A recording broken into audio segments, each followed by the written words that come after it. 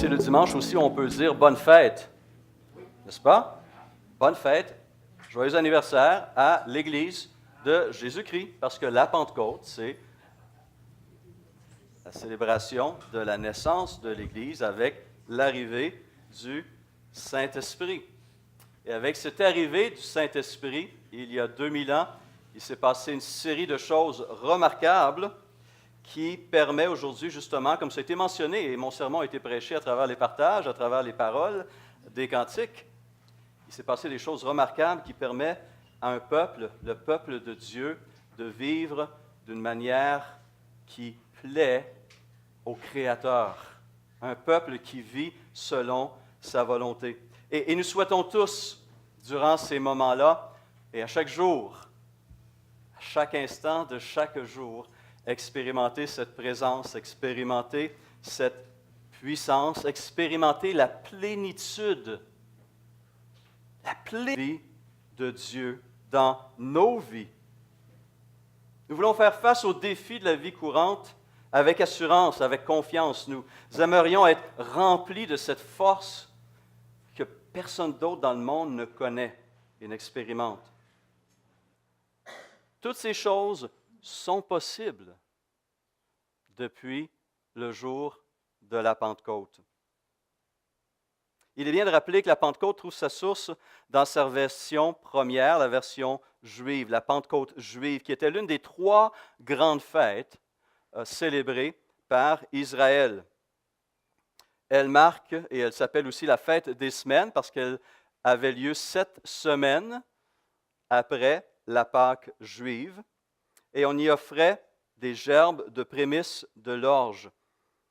Et elle venait compléter en quelque sorte la fête de la Pâque juive. C'était la fête des moissons qui marquait la fin du travail. C'était une journée de célébration et de réjouissance où l'on se rappelait aussi la délivrance accordée par l'Éternel lors de la sortie d'Égypte. Plus tard, les rabbins juifs, les enseignants, les docteurs juifs y ont associé la fête anniversaire du don de la loi, de l'alliance avec le peuple. La Pentecôte chrétienne vient accomplir tous ces symboles. Elle commémore le don de l'Esprit, comme on l'a mentionné, qui est venu appliquer le salut offert en Jésus-Christ, rendu possible par la mort, l'ensevelissement et la résurrection de Jésus-Christ. La Pentecôte célèbre ces prémices de l'humanité rachetée. En ce dimanche de la Pentecôte, il y a 2000 ans, est née l'Église de Jésus-Christ et une première moisson remarquable a été offerte au Seigneur. 3000 âmes se sont tournées vers Jésus-Christ pour recevoir le pardon et pour recevoir la vie. Un des plus beaux des cantiques classiques et que nous allons chanter demain aux funérailles. Quel ami fidèle et tendre. N'est-ce pas? On connaît bien les paroles de ce chant. Quel ami fidèle et tendre nous avons en Jésus-Christ. Pourtant, Jésus avait annoncé à maintes reprises aux apôtres son départ. Alors, comment peut-on comprendre cette promesse d'une amitié permanente si celui qui l'offre s'en va? N'est-ce pas? Alors, Jésus a tenté d'expliquer ces choses aux apôtres. Et en Jean 14, qui nous donne le dernier partage, la dernière conversation intime de Jésus avec ses disciples, il leur dit ceci en Jean 14, 15, « Si vous m'aimez, gardez mes commandements, et moi je prierai le Père, et il vous donnera un autre consolateur, afin qu'il demeure éternellement avec vous.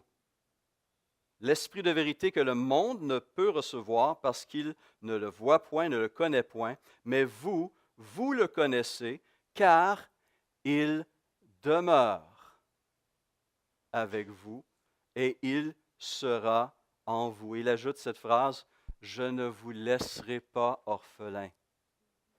Je viendrai à vous. Christ s'est à nouveau présenté à ses disciples par l'intermédiaire de son esprit le jour de la Pentecôte. Autant Jésus est donc réellement un ami fidèle, autant aussi l'Esprit Saint l'est pour nous, étant un ami constamment présent. Que cherche-t-il à faire en nous et à travers nous? Quel rôle joue-t-il auprès de nous, disciples de Jésus-Christ? Ce matin, en ce dimanche de la Pentecôte, j'aimerais juste souligner certaines des actions de l'Esprit accomplies dans la vie des disciples de Jésus-Christ. On pourrait élargir, on pourrait prolonger, mais ce matin, j'aimerais souligner ces trois choses qui sont particulièrement utiles pour nous, pour la vie courante. Par sa venue, le Saint-Esprit nous conseille, nous donne de nouvelles capacités et nous console. Regardons ensemble ces trois choses. Le Saint-Esprit est venu pour nous conseiller. Il est un conseiller sage. Alors, devant la complexité des défis de la vie courante, des défis croissants de la vie courante, on réalise à quel point il est important de pouvoir avoir accès à des spécialistes, à des experts, à des conseillers expérimentés qui peuvent nous aider à prendre des décisions éclairées et sages, que ce soit au niveau de sa vie personnelle, sa vie professionnelle, sa vie économique ou financière, sa vie spirituelle. Nous réalisons le bien fondé des paroles du livre des Proverbes qui dit que le salut est dans le grand nombre de conseillers. Proverbe 15, 22 dit « Les projets réussissent quand il y a de nombreux conseillers ». On réalise le besoin de s'entourer aussi de personnes qui peuvent nous aider. En passant, qui a écrit ces paroles? Salomon, qui est reconnu comme étant l'homme le plus sage au monde. Et même l'homme le plus sage au monde reconnaît le besoin de s'entourer de conseillers sages. Même lui. Et son fils Roboam commettra une grave erreur en rejetant les conseils de ses conseillers qui avaient été avec son père. Et ce rejet de conseils provoquera la scission d'Israël entre un royaume du nord, qui s'appellera Israël, et le royaume du sud, Juda. Le refus d'écouter ses conseils. Donc, on voit l'importance de bien s'entourer, mais aussi d'entendre et d'écouter et de juger soi-même ces choses.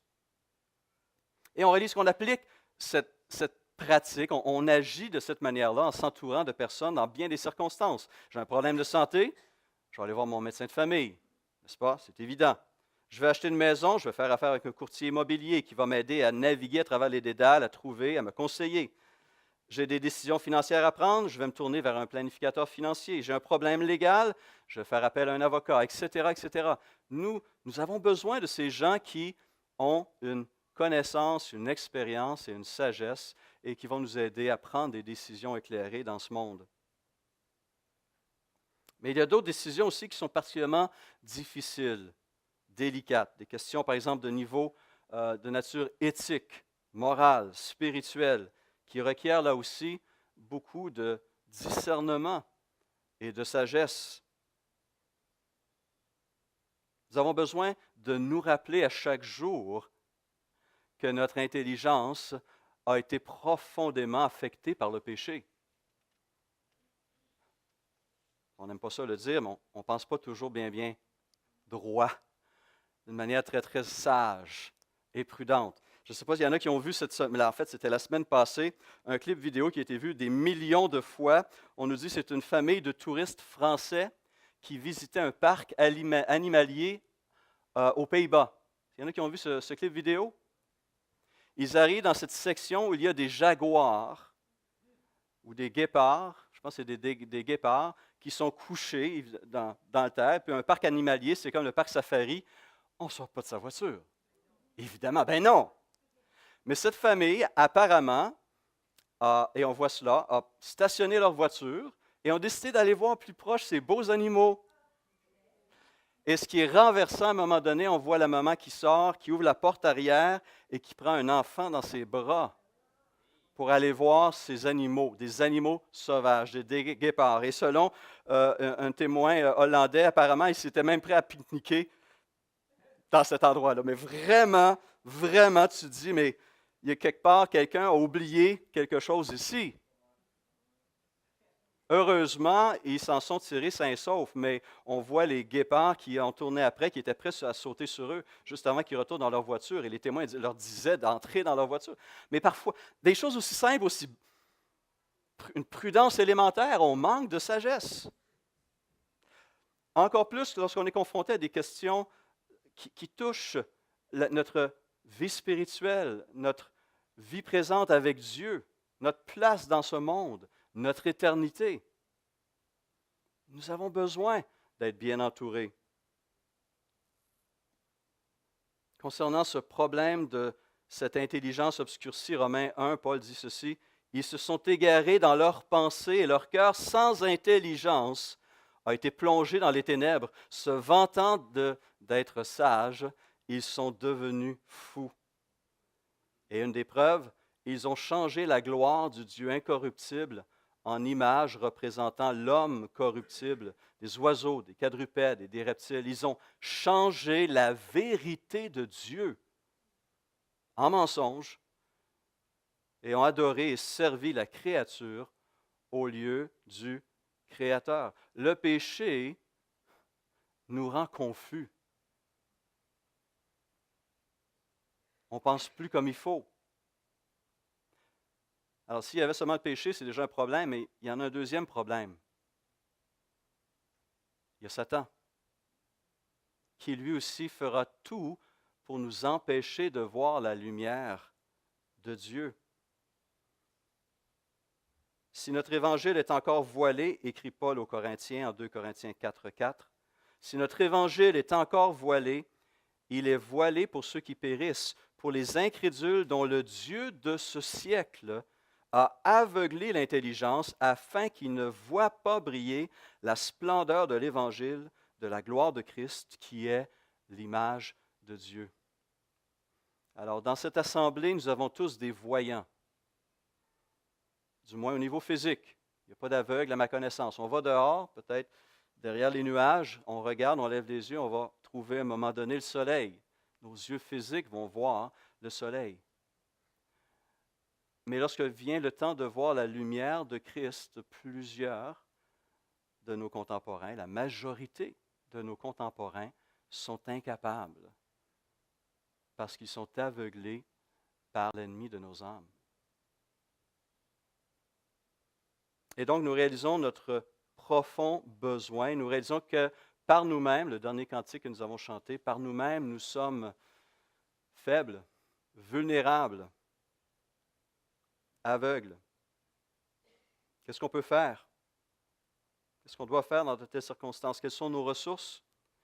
Bien, Jésus a fait une annonce merveilleuse à ses disciples en Jean 14, 26. Il dit, « Le Consolateur, l'Esprit Saint, que le Père enverra en mon nom, vous enseignera toutes choses et vous rappellera tout ce que je vous ai dit. » Et un petit peu plus loin dans cette même conversation, il va préciser le rôle de l'Esprit. Il dit, « Quand le Consolateur sera venu, l'Esprit de vérité, il le précise, il le qualifie, l'Esprit de vérité, il vous conduira, j'aime cette image, comme quelqu'un qui nous prend par la main, il nous conduira dans toute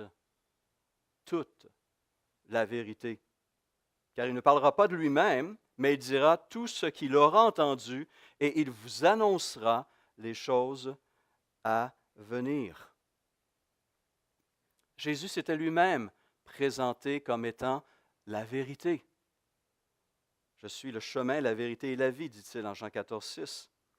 Mais son départ n'a pas rendu cette vérité inaccessible à ses disciples. Celle-ci est revenue sous la forme de l'Esprit promis.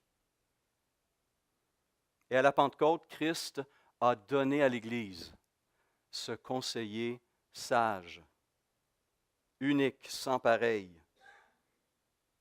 Et l'Esprit de Christ est venu d'abord conseiller ses premiers disciples, ses apôtres, et à travers eux, et la parole qu'ils vont mettre sur papier, la parole de Dieu, il nous dirige encore aujourd'hui par son esprit.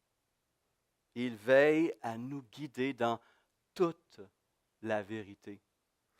Donc, si nous cherchons cette vérité, nous la possédons en Christ à travers cette parole. Parce que le Saint-Esprit va agir de deux manières. Sa priorité en ce qui concerne cette vérité implique deux temps. Un premier temps, il va accomplir une opération que nous appelons l'inspiration. Il va diriger certains des disciples à mettre sur papier la parole même de Dieu. Et nous avons entre les mains cette parole, 66 livres, dont 27 dans le Nouveau Testament, des évangiles à l'Apocalypse. Dieu a parlé. Dieu nous a donné ce message dont nous avions besoin et nous avons dans ces pages tout ce dont nous avons besoin pour vivre le type de vie à laquelle Dieu nous appelle à vivre. Il ne nous manque rien. Il ne nous manque rien. Donc, nous n'avons pas besoin de chercher de midi à 14 heures dans toutes les directions possibles. Nous avons entre les mains la parole de Dieu, efficace, puissante, vivante, afin que l'homme et la femme de Dieu soient accomplis et propres à toute bonne œuvre. Donc, si nous voulons connaître ce plan de Dieu, et si nous voulons aussi cette communion avec Dieu, nous l'avons à travers la lecture, la méditation, la mémorisation et l'étude de cette parole. Nous avons tout ce dont nous avons besoin pour grandir en connaissance, grandir en sagesse. Parce que le Saint-Esprit accomplit une deuxième opération lorsque nous ouvrons cette parole qu'il a inspirée. Cette deuxième opération s'appelle l'illumination. Voici comment Paul explique cette action de l'Esprit dans nos vies. En 1 Corinthiens 2,6, il dit « Cependant, c'est une sagesse que nous prêchons parmi les parfaits, sagesse qui n'est pas de ce siècle, ni des chefs de ce siècle, qui vont être réduits à l'impuissance. » Alors pensons à tous ces grands hommes, ces grandes femmes qui manifestent une puissance politique et militaire dans le monde aujourd'hui, puis qui fait trembler des gens. Ces gens vont passer.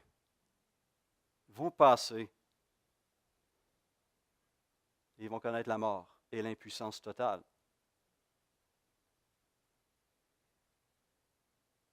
Nous prêchons la sagesse de Dieu, mystérieuse et cachée, que Dieu, avant les siècles, avait prédestinée pour, imaginez, notre gloire. Sagesse qu'aucun des chefs de ce siècle n'a connue, car s'il l'avait connue, il n'aurait pas crucifié le Seigneur de gloire. Mais comme il est écrit, ce sont des choses que l'œil n'a point vues, que l'oreille n'a point entendues, et qui ne sont point montées au cœur de l'homme, des choses que Dieu a préparées pour qui? Pour ceux qui l'aiment. Dieu nous les a révélées, comment? Par l'Esprit, car l'Esprit sonde tout, même les profondeurs de Dieu. Qui donc parmi les hommes connaît les choses de l'homme, si ce n'est l'Esprit de l'homme qui est en lui? De même, personne ne connaît les choses de Dieu, si ce n'est l'Esprit de Dieu.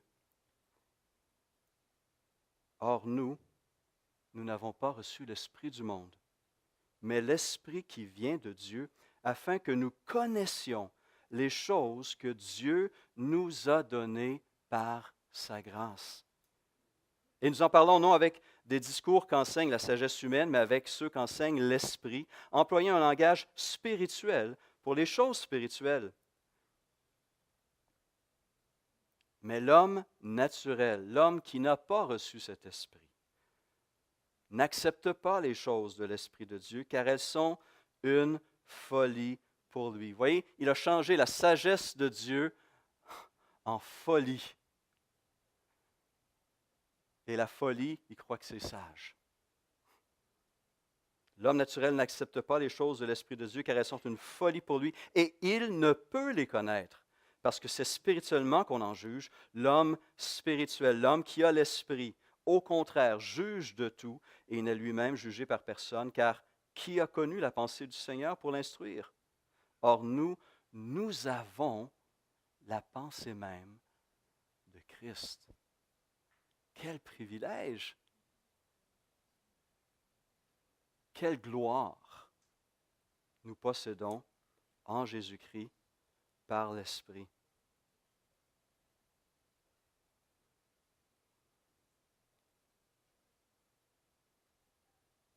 Et donc, nous cherchons à nous remplir de cette parole. Et lorsque cette parole entre en contact avec l'Esprit qui est en nous, il se crée une réaction spirituelle. Lumière, puissance, vérité, conviction, courage.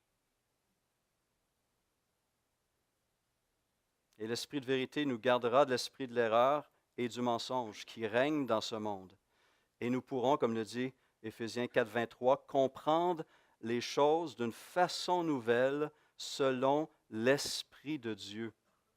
Selon la traduction Parole de vie. Comprendre les choses d'une façon nouvelle selon l'Esprit de Dieu. Un renouvellement de l'intelligence, une capacité surnaturelle pour comprendre ces vérités spirituelles et éternelles. Il y a un temps où je n'étais pas là du tout. J'étais aveugle. Nous l'étions tous. Et si nous sommes ici ce matin devant cette parole qui nous parle et qui nous transforme et qui agit en nous, c'est par la grâce de Dieu, par la présence de son Esprit en nous. Il est un fidèle consolateur, un sage conseiller. Le Saint-Esprit vient aussi pour nous donner de nouvelles capacités, parce qu'il ne suffit pas de savoir quoi faire. Il faut la force et il faut le courage pour agir selon cette vérité, agir selon cette lumière reçue. C'est pourquoi le Saint-Esprit nous remplit de nouvelles capacités. À la toute fin de l'Évangile de Luc, juste avant son ascension, Jésus fait cette promesse aux disciples. « J'enverrai sur vous ce que mon Père a promis. Vous restez dans la ville jusqu'à ce que vous soyez revêtus de quoi? De la puissance d'en haut. » Une puissance est venue envelopper, revêtir, remplir ses premiers disciples et tous ceux et celles qui se tournent vers Christ depuis. Et dans le livre des Actes, Luc va reprendre cette promesse en Acte 1:8 dans ce passage bien connu. Vous recevrez quoi? Une puissance. Le Saint-Esprit survenant sur vous et vous serez quoi? Mes témoins à Jérusalem, dans la Judée, dans la Samarie et jusqu'aux extrémités de la terre. Et l'histoire de l'Église suit ce verset. Le livre des Actes suit ce verset et ce message continue à être répandu par la puissance du Saint-Esprit à travers le monde. La venue du Saint-Esprit marque l'accès à une puissance surnaturelle jusque-là inimaginable. Alors que dans le passé, l'Esprit visitait certains croyants pour un certain temps, pour accomplir certaines tâches, aujourd'hui, nous avons la présence permanente, toute puissante de l'Esprit en nous, dans notre corps, dans notre cœur. Elle nous transforme quotidiennement et cette présence ne nous abandonnera jamais, jamais. C'est la promesse même de Dieu.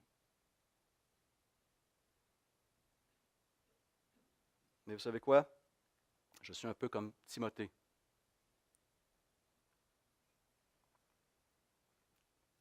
Je pense qu'on est tous un petit peu des Timothées à certains moments dans notre vie chrétienne. On a tendance à oublier qu'on a accès. On a constamment accès à cette puissance. Elle est toujours là pour nous aider. Elle nous habite. Et c'est pourquoi Paul a dû rappeler à Timothée cette réalité. Il dit dans sa deuxième lettre, « Je t'exhorte à ranimer la flamme du don de Dieu que tu as reçu par l'imposition de mes mains, car l'esprit que Dieu nous a donné ne nous rend pas timides. Au contraire, son esprit nous remplit de trois choses. » Pas de demi-mesure. Il nous remplit de trois choses. De force, d'amour et de sagesse. Nous nous sentons bien souvent comme Timothée, inadéquats devant les tâches à accomplir, impuissants devant des forces qui nous intimident parfois, devant les défis ou l'opposition qui nous entoure. Jésus a promis de nous donner accès à cette puissance qui peut renverser n'importe quoi et n'importe qui. Une puissance nouvelle qui nous donne des capacités nouvelles bien supérieures à tout ce que le monde peut explorer. Le monde aime les différentes formes de puissance qu'elle peut offrir, la puissance d'une personnalité charismatique qui va attirer les gens, ou la puissance politique, militaire, économique, financière, toutes ces formes de puissance, les hommes les recherchent. Nous avons accès à une puissance infiniment plus grande. Et j'aime répéter cette parole de Paul, à celui qui peut faire par la puissance qui agit en nous.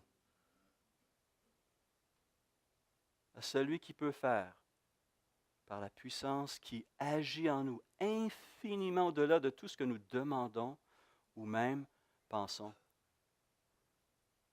J'ai encore des écailles que j'aimerais enlever pour pleinement saisir cette réalité et la vivre à chaque instant. Et la réalité est là, est vraie. Et on le voit comment elle s'est manifestée dès le tout premier jour, dès la naissance de l'Église. Dès que l'Esprit est arrivé, plein de choses ont changé. Et premièrement, les disciples même de Jésus-Christ. Imaginez, rappelez-vous pas Pierre, au moment où Jésus est devant le Sanhédrin, il tremble devant une servante qui le pointe des doigts et dit « Tu dois être un des siens, hein? On reconnaît ton accent. » Et Pierre tremblait. Et les jours suivants, les apôtres se cachaient dans la chambre haute et verrouillaient les portes de peur des Juifs. C'était rendu une gang de peureux. C'était ça, une gang de peureux. Mais l'Esprit Saint est arrivé et ces hommes peureux sont devenus des hommes courageux.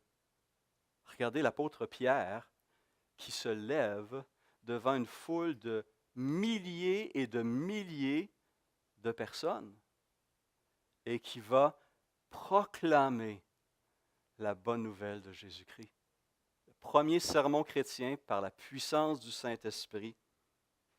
Et regardez l'effet de cette parole sur la foule. Après avoir entendu ce discours, ils eurent le cœur vivement touché et dirent à Pierre et aux autres apôtres, « Hommes frères, que ferons-nous? » Et Pierre, encore une fois, courageusement, clairement et puissamment leur dit, « Repentez-vous et que chacun de vous soit baptisé au nom de Jésus-Christ à cause du baptême, du pardon de vos péchés, et vous recevrez le don du Saint-Esprit. Car la promesse est pour vous, pour vos enfants et pour tous ceux qui sont au loin, en aussi grand nombre que le Seigneur, notre Dieu, les appellera. » Et par plusieurs autres paroles, il les conjurait et les exhortait, disant, « Sauvez-vous de cette génération perverse. » Et ceux qui acceptèrent sa parole furent baptisés, et en ce jour-là, le nombre des disciples augmenta d'environ 3000 âmes. L'Esprit agissait. L'Esprit avait travaillé les cœurs. Une puissance surnaturelle était en action. Et lorsque Pierre et Jean plus tard vont miraculeusement guérir un homme boiteux de naissance Ils sont traînés devant le Sanhédrin, devant le tribunal religieux juif. Et là, encore une fois, Pierre et Jean vont rendre témoignage avec cette puissance de l'Esprit au point que les chefs religieux vont être tous surpris, ils ne sauront pas quoi dire devant cette puissance et cette conviction de ce simple pécheur de Galilée. Lorsqu'ils virent l'assurance de Pierre et de Jean, écrit Luc en Actes 4,13, ils furent étonnés, sachant que c'étaient des hommes du peuple sans instruction, et ils les reconnurent pour avoir été avec Jésus. Et plus tard encore, Acte 6, Étienne rentre dans une discussion très vive qui va dégénérer. Quelques membres de la synagogue dite des affranchis, de celle des Cyréniens et de celle des Alexandrins, avec des Juifs de Cilicie et d'Asie, se mirent à discuter avec lui, mais ils ne pouvaient résister à sa sagesse et à l'esprit par lequel il parlait. Il laissait l'Esprit de Dieu parler à travers lui. Et on peut répéter des exemples dans le livre des Actes. L'Esprit vient accorder au peuple de Dieu des capacités nouvelles, une puissance nouvelle, des dons spirituels et plein d'autres choses encore. Une troisième vérité, une dernière que je veux souligner ce matin, l'Esprit Saint se présente aussi en tant que consolateur.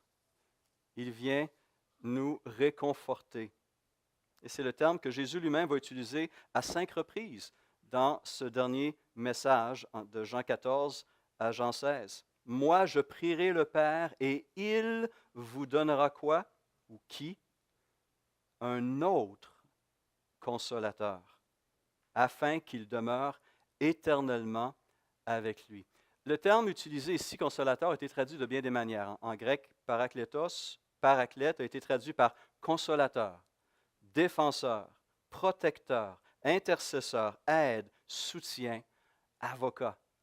Et selon le contexte, le Saint-Esprit accomplit toutes ces choses en notre faveur. Il est à nos côtés. Littéralement, un paraclète, c'est quelqu'un qui est appelé à côté de quelqu'un d'autre. Et ce qui est fascinant, c'est qu'en parlant d'un autre consolateur, Jésus laisse entendre que le Saint-Esprit sera pour les disciples la même chose que Jésus l'avait été de son vivant. Ça, c'est rassurant. Ça, c'est encourageant. Par sa présence en nous, le Saint-Esprit nous soutient dans nos deuils,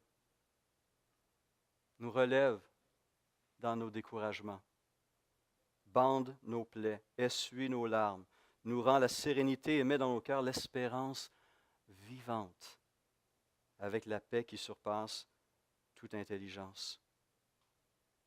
Ces paroles sont renversantes, ces bénédictions sont riches, que le Dieu de l'espérance vous remplisse de toute joie et de toute paix dans la foi pour que vous abondiez en espérance par la puissance du Saint-Esprit, écrit Paul aux Romains. Lorsqu'il est emprisonné à Rome et qu'il attend un jugement, il est confiant. Et il dit, « Je sais que cela tournera à mon salut grâce à 2 choses. Grâce à vos prières et à l'assistance de l'Esprit de Jésus-Christ. » Et ce consolateur, comme ça a été dit dans une prière, dans un partage tantôt, va être là aussi pour nous soutenir. Et comme on l'a chanté, on est conscient de notre faiblesse qui est constante. Cette transformation à l'image de Christ se poursuit, mais on a encore des grands besoins, des grandes lacunes. Et nous demeurons, tant que nous serons dans ce corps et dans ce monde, dans un état de faiblesse aussi. Mais c'est justement dans ces circonstances que Dieu aime agir. Lorsqu'on reconnaît sa faiblesse, lorsqu'on reconnaît son besoin, Dieu libère son esprit et agit en notre faveur. Mais parfois on est confus, parfois on ne sait pas même comment prier. Et nous avons l'Esprit qui remplit, lui aussi, comme Jésus, ce rôle d'intercesseur. L'Esprit nous aide, écrit Paul en Romains 8, 26. Il nous aide dans notre faiblesse car nous ne savons pas ce qu'il convient de demander dans nos prières, mais l'Esprit lui-même intercède par des soupirs inexprimables, et celui qui sonde les cœurs connaît la pensée de l'Esprit, parce que c'est selon Dieu qu'il intercède en faveur des saints. Nous avons, depuis la Pentecôte, nous avons aujourd'hui, en tant que disciples de Jésus-Christ, cet Esprit qui nous habite pour nous conseiller, pour nous accorder de nouvelles capacités et pour nous consoler dans nos besoins et nos afflictions. Un commentateur a fait la remarque suivante sur la venue annoncée de l'Esprit Saint. Il dit ceci: « Lorsqu'il viendra, il fera de celui qui le reçoit une autre créature, quelqu'un qui voit davantage, qui comprend davantage et qui est capable d'être et de faire plus que ce qu'il n'a jamais été capable d'être et de faire sans lui. À la lumière et par les forces accordées par le Saint-Esprit, tout sera transformé, toute la perspective et l'horizon, ainsi que le but de la vie. Amen. Amen. C'est ce que le Saint-Esprit veut continuer à faire encore ce matin, aujourd'hui, cette semaine et dans les jours à venir. C'est ce qu'il souhaite faire en nous et à travers nous. Nous remplir jusqu'à toute la plénitude même de Dieu. Ou comme le traduit la parole de vie, vous recevrez toute la vie de Dieu et il habitera totalement en vous. Frères et sœurs, si Jésus-Christ est votre Seigneur et Sauveur, ces paroles sont vraies, sont réalité. À nous de saisir ces vérités par la foi et de marcher à la lumière de ces vérités et de voir ainsi l'Esprit agir encore plus puissamment. Une vie sous la direction du Saint-Esprit va nous rendre plus sages, plus courageux et plus sereins. À Dieu soit la gloire. Prions. Seigneur, de nouveau ce matin, nous te rendons grâce pour ce don merveilleux de ta grâce, de ton salut et de ton esprit qui ne nous abandonne pas, qui ne nous laisse pas seuls et sans ressources, mais au contraire nous remplit de sa personne, nous remplit de sa puissance et nous aide jour après jour, instant après instant, à marcher avec conviction, avec courage, avec cœur. Seigneur, dans ce monde déchu, nous demeurons dépendants. Et nous reconnaissons notre besoin. Nous sommes conscients des assauts, des puissances des ténèbres. Et nous avons besoin, Seigneur, de ta puissance, de ta direction et de ta protection. C'est pourquoi, à nouveau ce matin, nous nous plaçons devant toi. Et nous voulons saisir par la foi ces vérités, ces promesses, cette sagesse, cette puissance et cette consolation. Merci pour ta générosité envers nous. Et merci pour tout ce que tu as encore en réserve pour chacun de nous, dans la paix, dans la joie, dans des découvertes glorieuses. Gloire à ton Saint-Nom. Amen. Bonne fête.